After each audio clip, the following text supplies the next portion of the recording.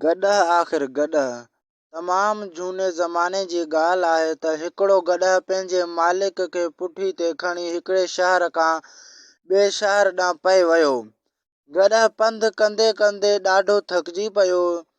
घणे बार सबबु संदसि चेल्हि चिॿी थी पई हुई, सो रस्ते में हलंदे साही पटण लाइ हर थोरो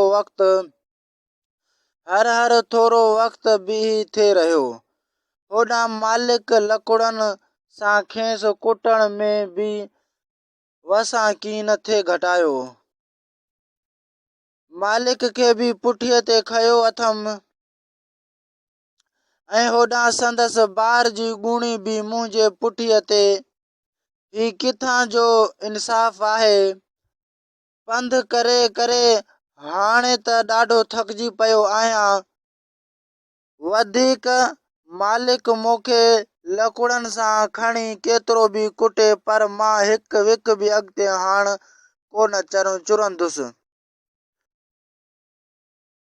उहो ख़्यालु करे गॾह अॻिते खां सफ़ा हलण खां जवाबु ॾिनो। होॾां मालिक कावड़ में भरिजी गॾह उन्हीअ ते गॾह खेसि जवाबु ॾिनो, मुंहिंजा मालिक मां तव्हांखे त पंहिंजी पुठीअ ते खणी हलण लाइ तयारु आहियां, पर तव्हांजी ॿार वारी ॻूणी खे न। मालिक उन्हीअ ते खिली चवण लॻो, तुंहिंजी इहा मर्ज़ी आहे छा त असीं ॻूणी उते फिटी करे हलिया वञूं? गॾह जवाबु ॾिनो, न मालिक न, तव्हां मुंहिंजी पुठीअ ते चढ़ी हलो, पर ॻूणी खणी पंहिंजे मथे ते। आउं इहा ॻूण कोन खणी हलंदुसि। मालिक दिल ई दिल में खिली ॾिनो ऐं सोचियाईं, गॾह सो नेठि गॾह, मूंखे कहिड़ी तकलीफ़ थींदी, ॿार त साॻियो ई मथसि ई थींदो। आख़िर गॾह मालिक खे खणी हलियो ऐं मालिक ॿार वारी ॻूण खणी पंहिंजे मथे ते रखी। बेवकूफ़ गॾह खे इहा ख़बर कान थे पई त साॻियो ई ॿार त संदसि ई पुठीअ ते आहे। उन्हीअ ॾींहं खां हर को गॾह खे गॾह करे सॾींदो आहे। अकुल जो घटि अथसि।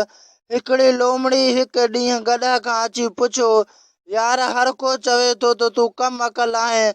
गॾह हेॾां होॾां वाझाए लोमड़ी ॾे मुंहुं करे निहायत राज़ वारे लहजे में चवण लॻो, असुल ॻाल्हि इहा अथई त सभिनी खे मुंहिंजी ॾाप सां साड़ आहे।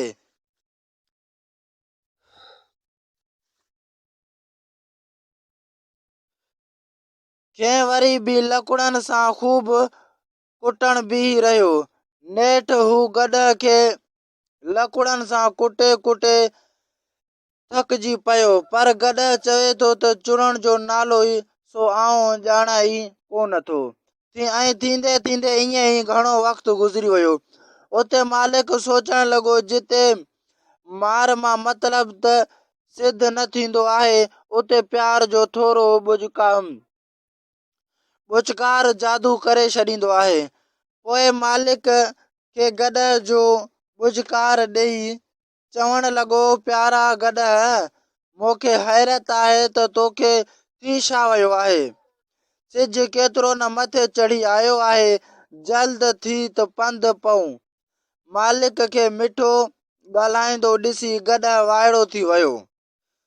दोस्तो, ही कहाणी अजीब कहाणी आहे, गौर करे ॿुधो। मालिक खे मिठो ॻाल्हाईंदो ॾिसी गॾह वाइड़ो थी वियो।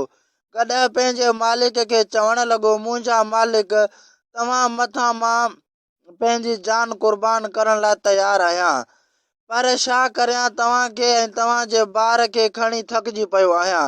मालिक ख़्यालु करण लॻो त कॾहिं कॾहिं गॾह खे बि अबो पुट चई कमु कढिबो आहे। उहो वीचार करे गॾह खे चयईं, गॾह बाबा, छॾ हाणे यारहं तालनि खे, उथ मूंखे जल्दी शहर वठी हल। गॾह आख़िर गॾह आहे, गॾह कम अकुल हूंदो आहे।